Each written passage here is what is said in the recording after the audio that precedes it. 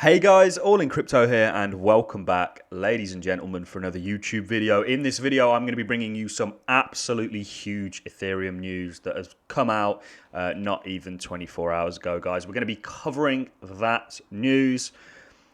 And really what this news is another confirming factor for not only where Ethereum is going, but the entire space as a whole. You are all, if you are in cryptocurrencies right now, a part of the next wave of technological revolution. This is absolutely huge, guys, and I am sure it's not just me that is excited about this. Hopefully you guys are. Hopefully, you know, this channel is maybe instilling some excitement in you. But we're going to be covering what's going on. We're, of course, going to be taking a look at Ethereum. We're going to be taking a look at it relative to Bitcoin, and we're going to be telling you, what's going on. We still think a $4,000 Ethereum is coming in the next month or so. Why do we think that? We're going to get into it in this video. First, let's take a look at where Ethereum is today. The entire market, guys, is breaking, in terms of market cap, all-time highs. Things are getting exciting now, guys. We had said that April and May were going to be a good month, and lo and behold, April's turned out to be not too bad so far. So Ethereum, guys, is sat at $2,422. It's not really up on the 24-hour, but up around 12.11% on the 7-day, and has a market cap of $280 billion, guys.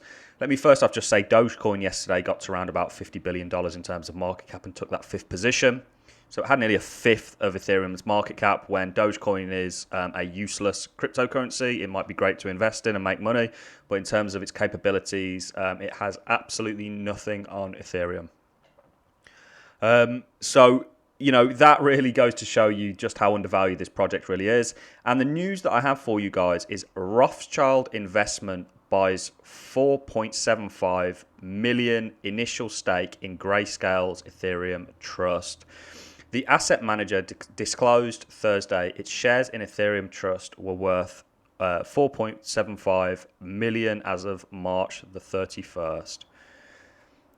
This is significant news, guys. I can't believe there is not more excitement surrounding this than there is currently. Why am I so excited about this? Because this is showing that the first kind of cracks that institutions are now not only looking at Bitcoin as a good thing to hold on their balance sheets, or for hedge fund managers a good investment to expose clients to. They are now looking at Ethereum. We've said for a long period of time that this was coming, and we are here. We're going to sort of go into some more news after we've kind of finished this article. Some more confirmation, essentially, with where Ethereum and this space is kind of going. So Rothschild Investment have bought Ethereum, or are exposed to Ethereum through Grayscale. Now, Grayscale, for those of you who don't know, essentially they buy Ethereum and they essentially tokenize it in the form of GETH or GBTC or Mana or whatever it is, whatever trust they are. Essentially, what this does is it allows institutions to have exposure to cryptocurrencies without actually owning and having to custody, etc., these assets. So, Chicago-based Rothschild Investment Corporation recently bought 265,302 shares of Grayscale's Ethereum trusts, its first investment in the vehicle.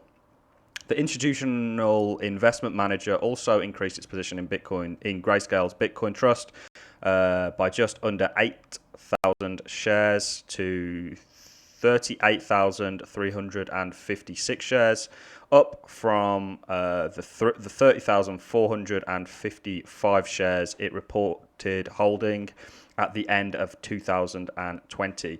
So this is a real telltale sign, guys, that institutions they didn't just buy Bitcoin as a one-off to see what happens. They are in an accumulation game right now. And we are seeing, like I say, we saw Tesla come out and, that was huge. That did wonders for the Bitcoin price. Essentially come out and say they had bought $1.5 billion worth of Bitcoin. It is not going to be long, in my opinion, guys, before you see, and we already see it more in Asia. I know there's a company that's listed on the Tokyo Stock Exchange, that essentially they have bought and are openly saying that they own Ethereum and are adding Ethereum and going after Ethereum more aggressively than perhaps they are Bitcoin in terms of holding it on their balance sheet. It's an inevitability, guys, that, more institutions are going to get into Ethereum. Why is that? Well, because Ethereum, in my opinion, has a higher ROI, a return on investment opportunity, than Bitcoin does right now. Remember, guys, Bitcoin is at $1.1 trillion. Ethereum essentially is a fourth of that, nearly a fifth of that.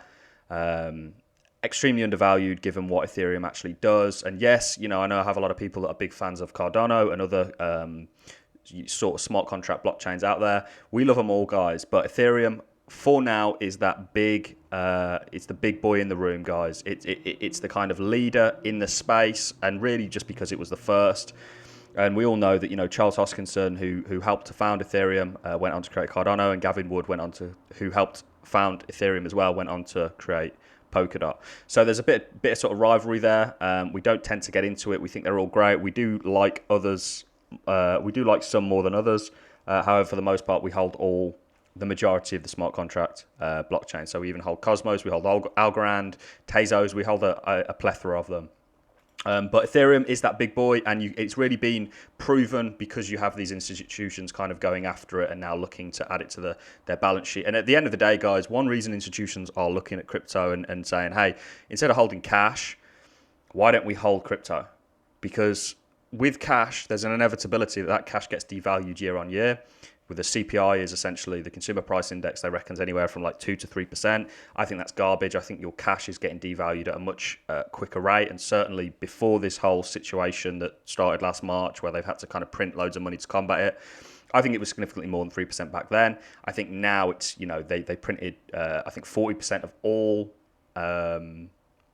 United States dollars in the last sort of year and a bit.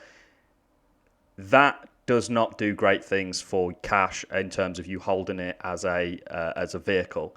It gets devalued because your buying power goes down. There's a lot of factors involved, but this isn't a rant about inflation and why it's a bad thing. This is really just to show you that Ethereum is now starting to gain that institutional adoption. And Ethereum Hub consensus raises 65 million from JP Morgan, MasterCard, UBS, and others. Ethereum consensus essentially is the leading development operation headquarters in Brooklyn, New York. So you can see that it has real successful and real staple institutions now trying to get on board with Ethereum, let alone the Rothschild news. And I think this is going to continue. I think a lot of companies out there, certainly public companies, have to come out quarterly and say what they hold on their balance sheets. I think it's an F13 or something they have to give out.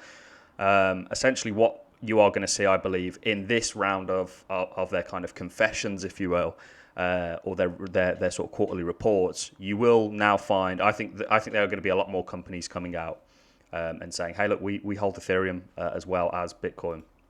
So Ethereum today, guys, we did hit that 2,500 level. We are still going to 4K, in my opinion. We still are following Bitcoin in terms of structure. How do I know that?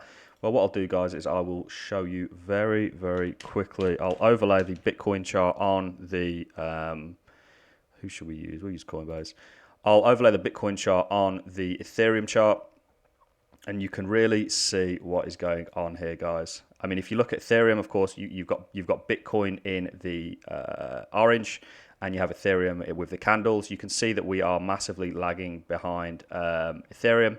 And we are essentially going to play catch up, in my opinion. We know that Ethereum essentially lags behind Bitcoin. How do we know that? Well, essentially, Ethereum topped out around about January the 13th. Bitcoin was around about January the 16th, 17th. It topped out. So it moves, it lags behind Bitcoin essentially. And this leg that we saw for Bitcoin here, you are still to see that for Ethereum. And we've said for a while now, we think we're around about here, where Bitcoin essentially went from around about $20,000 all the way up to like 41. The same thing is going to play out for Ethereum, in my opinion. And it's such an undervalued project already. We're getting constant confirmation about where this project is going. I am heavily in Ethereum, and there's a reason for it, guys. We have the Berlin hard fork, was it yesterday, I believe? This is going to lead us to the London hard fork, where we implement EIP 1559, which essentially is going to sort of help to solve some of the gas issues and make Ethereum more scalable. So there's lots of good things coming for this project. Remember, guys, we are still early in the bull market. If you look at Ethereum and we take a look at 2017, for those of you who don't know, I follow the Bitcoin 4-year cycle theory. I think every 4 years, essentially, at the end of that 4-year cycle theory, we have this kind of blow off top that we saw in 2017, and 2021 is a repeat of that. Even if we look at 2013, it's not until the end of the year, sort of past April, May, where things start to get kind of parabolic. That was true for not only Ethereum, but Bitcoin and the entire market. And essentially everything just follows Bitcoin. So you didn't really see this big run up till sort of September where you had your blow off top. So it's not really till and of course, if we look at April and May traditionally, and this is how we predicted that April and May were going to be bullish months, because of course human beings sort of run markets. This square that I'd highlighted, I will now delete. Essentially, this is April, May here, are traditionally in bull markets, very bullish months for crypto. So that is all I have for you in this video, guys. I'm going to love and leave you. Let me know what you thought about this content. Did you enjoy this content? A like is always appreciated if you have liked the content. And a comment is, I kind of ask for a comment because I want to hear your feedback, guys. Good or bad. What do you think I can do to maybe improve the channel? Do you enjoy the content so far? Hello to all my new subscribers. I am trying to get around to reply to everyone. Look out for the scammers in the comment section. We are hunting you down. There is now a community of people, and we are going to aggressively go after these scammers using, the proper measures, because it's a shame that, in this day and age, people are, anyway, it's neither here nor there. So that is all I have for you in this video, guys. I'm going to love and leave you. A like is appreciated, a comment is appreciated, and get subscribed to one of the fastest and realest growing YouTube channels out there. And I look forward to seeing you all in the next YouTube video. Thanks a lot for watching, guys, and have a great day.